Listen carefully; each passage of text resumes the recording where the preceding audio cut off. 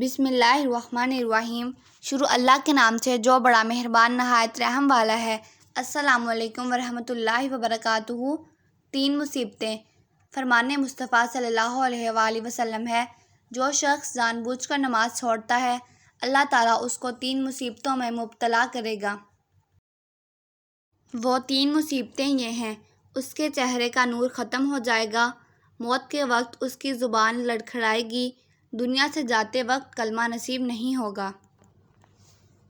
اگر آپ کو میری آج کی ویڈیو پسند آئی ہے تو اس ویڈیو کو لائک کریں، شیئر کریں، چینل پر نیو ہیں چینل کو سبسکرائب کریں اور اس ویڈیو کو زیادہ سے زیادہ شیئر کریں، کیونکہ اچھی بات پھیلانا صدقہ جاریہ ہے۔ اللہ حافظ۔